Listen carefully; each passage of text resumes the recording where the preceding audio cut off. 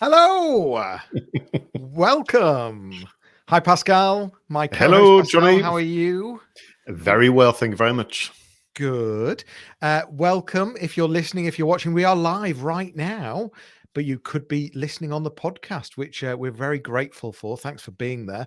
We are celebrating the launch of our new program and the completion of our website best practice webinar series. So welcome. This is episode 5. We wanted to find a way to continue to share more advice and insights about making your website work harder and for you to feel proud about your website again. Each episode contains 4 segments. We start with the You Ask, We Answer, where we've got a question submitted by the community or perhaps something we've researched online. We talk about website stories. We talk about the website engine room, where me and Pascal are going to share an app or a piece of kit or a tech solution that's going to help you make you feel proud of your website. And lastly, we always have the website call to action, one change or adjustment that you could be making on your website right now. So without further ado, let's get on with our first segment, which is You Ask, We Answer.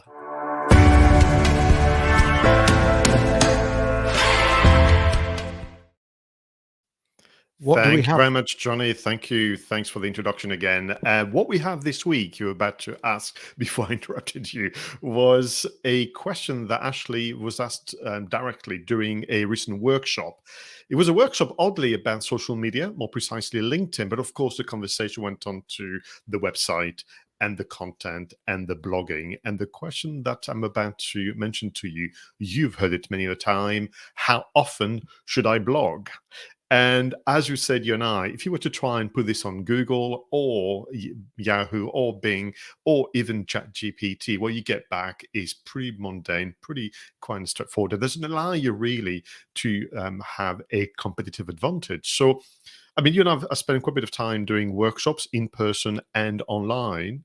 You've heard that question before. What is typically your reaction when you hear someone, how often should I blog? Oh, it's so many times I get asked that question. I mean, how many times should I vlog? Should I blog? Should I tweet? Should I, all of those same things really. I guess it always comes down to consistency is better than anything, but also, there's no point just blogging for the sake of blogging. It's got to be worthwhile. It's got to be, who is someone going to take 5 minutes out of their day to read, listen, watch? And if you don't think they are, then there's no point. So it's got to be worth it. But I guess it's about consistency. I end up being forced to give an answer, though. Can you get away with not giving an answer, Pascal? Well, actually, you and I, if I may, make a link to the webinar series you mentioned, the introduction, and of course the program. We actually do have an answer. I would go as far as say perhaps it's more of an approach and the mindset where we break down the website content and we break down the word blog into more meaningful elements. So I'm going to maybe answer the question, what should I blog about? And then maybe you and I can derive the how often. So we talk about industry news. We talk about experts Q&A. We talk about highlighting tech and in the form of interesting tools. And we talk about company updates. So that's already 4 types of entries and content in your blog. And as a result of which, you and I talk on the webinar and in the program that maybe there should be 1 per week. So by extension, the answer could be that you should be blogging 4 times a month. Yeah, which feels about right. And it's about, if you feel that you can keep to that and have that consistency, then that is an ideal solution. And all you look at, like Pascal said just there, all you're looking at is trying to find 4 topics per month, 4 types of things per month, and that does work really well. But there's no point starting off on this if in month 2 you suddenly are not doing it every week. So this is only start this if you're actually going to, see it through. Yeah, that's why you and I talk about a 3-month forward plan, only because it gives you the line of sight of, okay, I'm doing this in month 1, 2, and 3. So there's a sense of longevity. We also recommend, where possible, to have a central theme that can help guide your imagination. And once you've done all the deliberation, kind of pen and paper or whiteboard or post-it notes, only then you and I would suggest, can you start to delve into keyword research and other things? Because I find that if you start with a keyword research, you might end up, with the plan of blogging about subject matters and topics that actually are not particularly interesting to you. And I think for me, the blogging is also about finding something that you're passionate about. Absolutely. Yeah, fully agree. And you've got to not just have passion, but show a bit of personality as well. No, absolutely. Right. Well, listen, a simple question, but one that we could keep talking about and kind of delve into, but time is against us. And can we move on to website stories?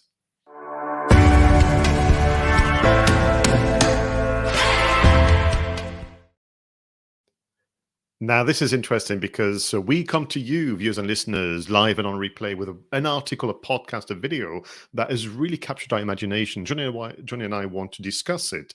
And this week, in line with a very, very recent and important anniversary, we've chosen a video that was published in 1999, if I'm not mistaken, 2019, I beg your pardon, by CERN. It is a video about the brief history of the World Wide Web, because it so happens, Johnny, that on the 3rd of April of this year, 30 years ago, the good people at CERN, but more importantly, scientist Sir Tim Berners Lee released the code, the software for the World Wide Web, into the public domain. And this video does an amazing job in throwing it to a feature extensively. You understand that Sir Tim Berners Lee, but also looks at the key milestone. And 1989 was a key milestone. So, in 2019, there was a big celebration of the invention. But in terms of in terms of our work and businesses, and of course, kind of citizens, if you will, in terms of accessing the internet and information on the kind of a highway, it only began in 1993, and that's 30 years ago. Yeah, it's sort of time flies especially in digital. I mean, it's crazy how, even if you just look at what's happened with AI just over the last 12 months, even.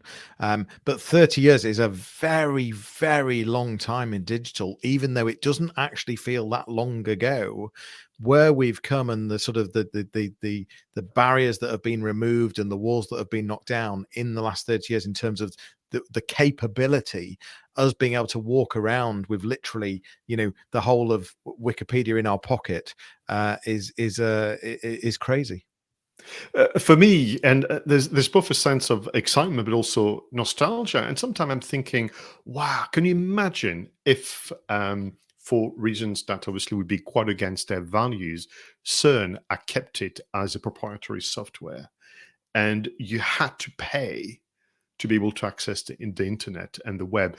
And for me, it's also looking at, the work that we do and the work that, of course, the wider community that you and I belong to do with regard to transferring information and knowledge about how to market, your business via the internet. It's just incredible that this gift and the impact it's had on so many lives. Yeah, I think if it had been a paid model, we wouldn't have advanced anywhere near as fast. There's arguments for and against, but I think it gave us the keys to be able to make significant steps. But I think, now it's about the quality, and it's about the we talk about this a lot, and that's what this whole webinar and our series is about: feeling proud of your website. There's so many websites out there. Is it billions? Must be.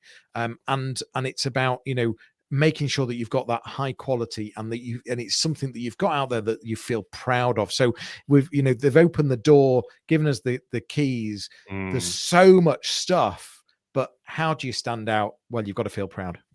You got to feel proud. And if you listen to interviews and sometimes just, addresses by Sir Tim Berners Lee about the vision and the intention of creating essentially a sociable web, an environment where people could meet, connect, and interact, but also not one that would be bloated and inflated with claims that leads nowhere. And I think on occasion I wonder whether he might be a little disappointed by the way people have used his invention.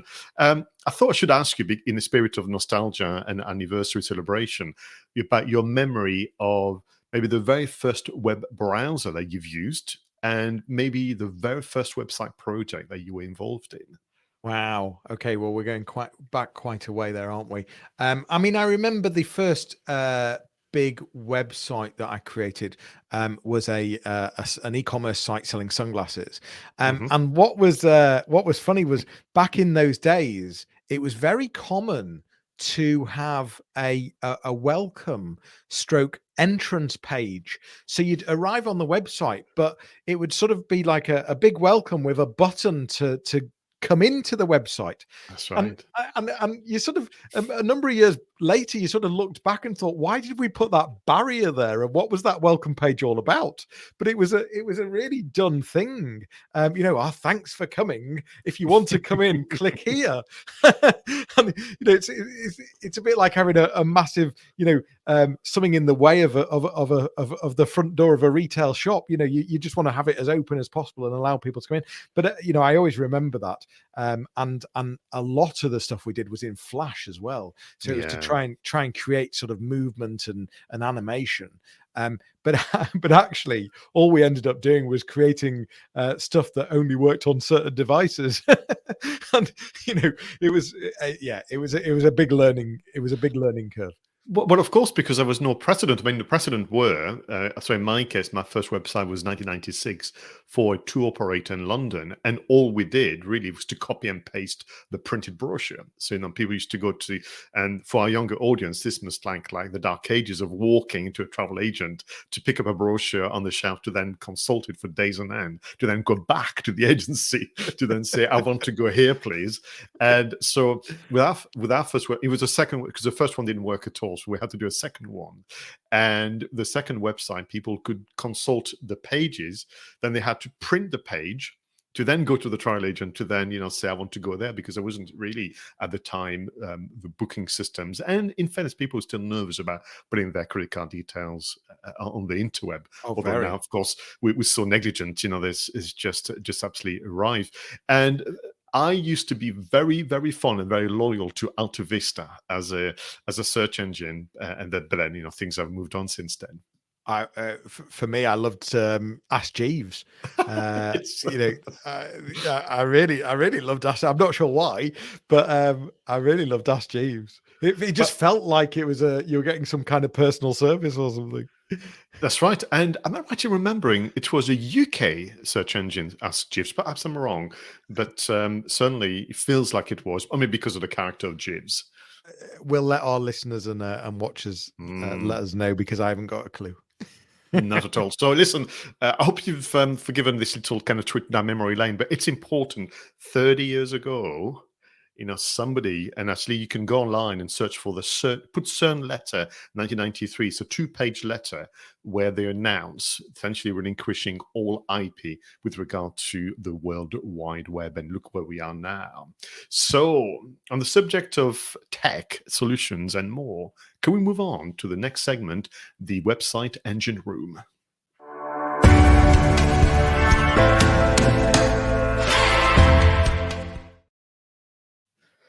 Now, this is interesting. One of my favorite segments, where we surprise each other with a discovery from the interweb, an app, a software solution, a bit of kit that can help make life easier as a website manager. So, Jonny, what have you chosen for us?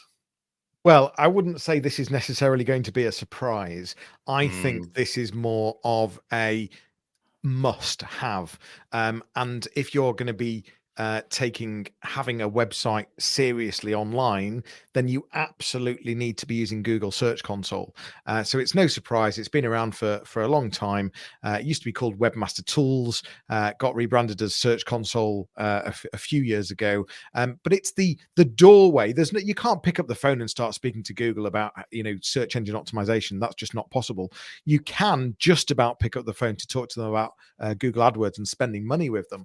But when it comes to talking SEO, there's no there's no way to have that conversation. But what you can do is you can open a door that allows two-way communication in a structured way, where Google tells you what they know about your website, what they think, and basically it's Google turning around to you and saying, look, by the way, we found these errors on your website. If I were you, I'd fix them. That's what Google's ultimately saying. It's a way of Google understanding who's behind a website. So who are the real people behind it, who are the marketing people, who are the owners, and it's a way to be able to say to Google, actually, I need to remove this page from the index. Perhaps you need to say to Google to stop hitting your servers as much with their crawlers and their robots, or maybe it's for you to understand if there's some security issues on your website. To this day, I'm still amazed that there's so many clients that I work with that haven't signed up for Google Search Console, are not aware of it, and there's so much data in there as well. It's really quite data rich. That for me would be the tool that I would be looking at in the website engine room. Pascal, what would be your highlight? So for me, it's again inspired by recent interaction with customers who are looking to refresh their websites for a number of reasons. Sometimes they have new products and services being introduced. Maybe they look at it, and I would say because of our work and our kind of messages, they feel, yes, you're right. I feel awkward about the website. It looks to me old as it is, so I want to change it. But I understand the challenge of, what do you do? Where do you begin? And how do you reach a decision? So on their behalf, I did a bit of research and I came across a very interesting platform called Reloom. Now, this platform is designed to support individuals who create websites using a platform called Webflow, supported by Figma. And interestingly, Webflow is very popular in France. So it's been an interesting part of my rediscovery of the French market. But this would work for any website system. And what they've done superbly, Reloom, they created a templates library where they have broken down website into its component parts of homepage, contact us, landing page, pricing page, about us page, and all the kind of segment that you are looking through the program and into the webinars. And they give you wireframes, quite elegant one, that can be a source of inspiration. So what you can do, you can save them, you can organize them, you can print them, you could do screenshots. And what you can really end up with is a situation where instead of vaguely knowing that the About Us section should have a better layout, you can at least have a point of discussion between you and your colleague, you and the agencies, or dare I say, you with Jonny and myself. So for me, it's back to this idea of a method of work.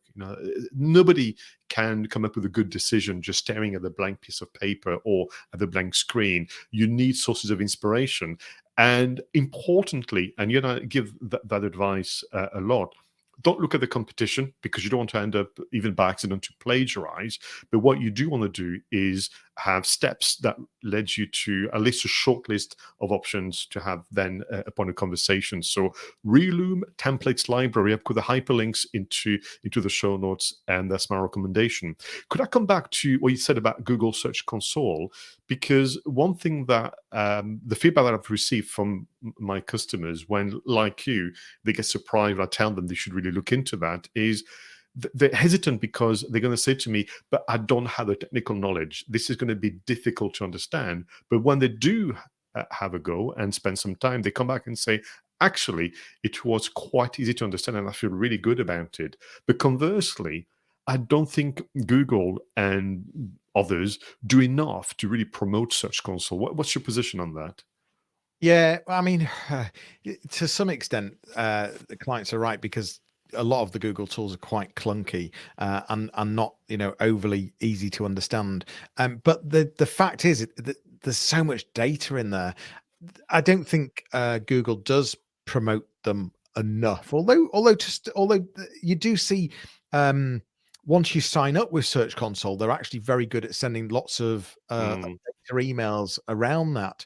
But the sort of trying to get you there in the first place, probably not. That could be in some way, because they don't know who owns websites, and that's half the problem. So how can they target people that they don't know owns websites? And that's their way of building that data, by signing up for something like Search Console, which is basically putting yourself out there and saying, actually, I do own or have access to this website. I think the key message I'd be getting across is that it's data rich. We're talking about data that is showing how often you're being shown in search results. We're talking about what keywords you're being shown for.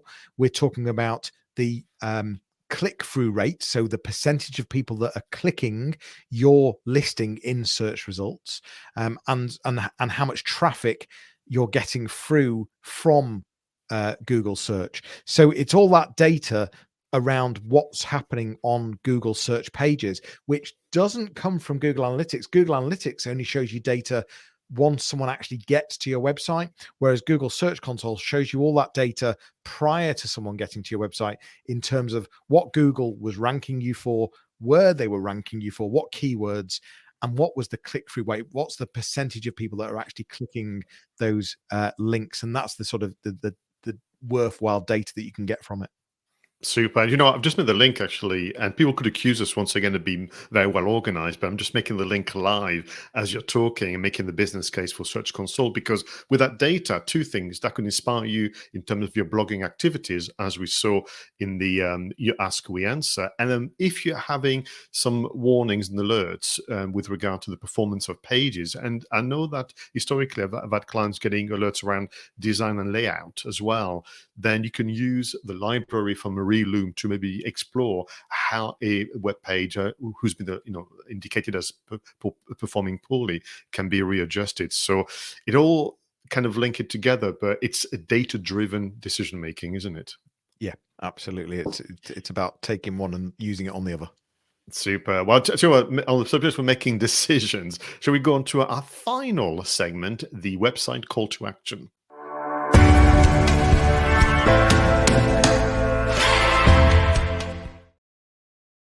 Now, in this segment, Jonny and I would respectfully ask you to take action and make decisions about improving the performance of your website so you can feel proud again and make it work harder for you. So what would be the one action or adjustment you would like us to consider? So again, there's no surprises. This isn't a new tool out of nowhere. I'm going to be talking about Google Analytics 4. And the reason that I'm talking about it is, as of right now, I think you have 58 days left, 58 days left to upgrade from Universal Analytics, what some may call Google Analytics 3, to Google Analytics 4. The reality is that come 58 days time, the data will stop being collected in Universal Analytics, and it will move to Google Analytics 4 only if you've set it up. And the reason I highlight it is, first of all, you don't want to lose that data. But second of all, it's not just about collecting the data. It's about setting up the event tracking, the conversion tracking, so that you understand what's going on the website, how your website's converting, making sure that you that you tell Google ultimately what you're trying to get people to do on the website. So that what's the call to action? What are you trying to get people to do, so that you can understand what's happening in the conversion rates, but also Google can understand if people are engaging and how they're engaging on your website. And so that Google can start using that data to decide how to rank you better to increase conversions across your website. So I think for me, the reason I brought up Google Analytics 4 is it's so timely right now that you absolutely need to take action into ensuring that you've migrated, you've set it up, and you've got event and conversion tracking in place, because otherwise you're going to have a big data gap. And I think that would be a shame to then be able to look back and understand what's been going on your website. Thank you very much for a reminder. Importantly, again, on behalf of the audience, the reaction could be, that sounds awfully complicated, that sounds awfully laborious, I don't have the knowledge. But am I right in thinking that there's a lot of support out there, including your expertise, but also on this occasion, a lot of tutorials on YouTube and more?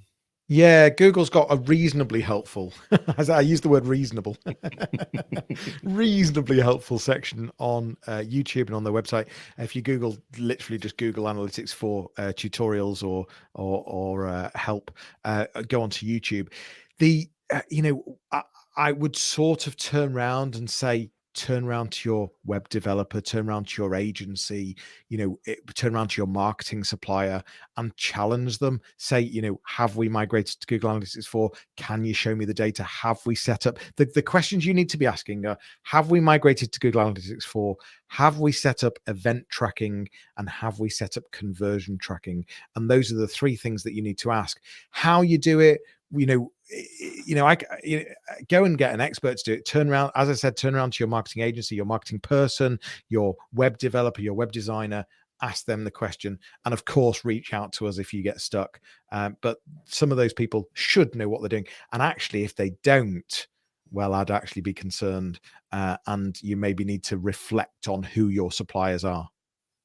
Thank you very much. Now, listen, for my part, I wanted to link it back to website stories. And my call to action would be to, in your industry, to research your key past event and invention that is unique to your industry and align some of it to your content marketing activities.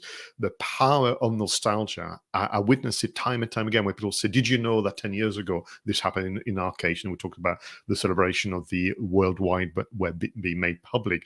So do this research. And I think for me, they are even more powerful than the international days. I mean, you can still do those by all means, hashtag fill the blank. But I think for you to be seen, to be connected with the, I suppose, a sense of direction and the origin of your industry and the evolution and how the web has been embraced and how AI is being embraced as well is very, very important. It could be a great source of discussion, could be a great source of finding. So in my case, we found a video from 2019, but we also found the original letters from 1993. And if you share all of that on social media, but also create some articles on your website, don't be surprised if Search Console actually highlights them as being regular traffic generators, but also this feeling for your audience and future customers that you're connected with really the makeup of your industry. You're not just a new entrant who is just winging it. You have a strong sense of where we've come from and where we're going. And I think that's very important. Yeah, I think it's all about relevancy as well, isn't it? It makes you relevant. You have to be seen to be relevant in your sector, in your industry, in the client's sector and industry. And it's about making, relating to that, finding as you talked about events that are going on in the industry and finding stories that connect with that. So important to make you relevant. If you're not relevant, then people are not interested and don't believe that you have the skills to be able to help them. You have to be seen as relevant. And so I think that's a really good way of doing that. Thank you very much. And that, everyone, is the end of episode 5. Well, what an episode. It's part of our new podcast series, the audio companion to the 90-day website mastery program. For more information, please visit 90daymarketingmastery.com. You'll be able to book your discovery call with either myself or Pascal. We will be back for another episode. In the meantime, feel free to send your questions, share your preferred apps and links to your websites once you've made the changes and are starting to feel a bit more proud. We would love to give you a shout out, so please do send anything our way. But this is it. Bye for now, everyone. I'll leave you with a fun video and audio montage whilst you go through your notes and actions. We'll see you soon. Take care.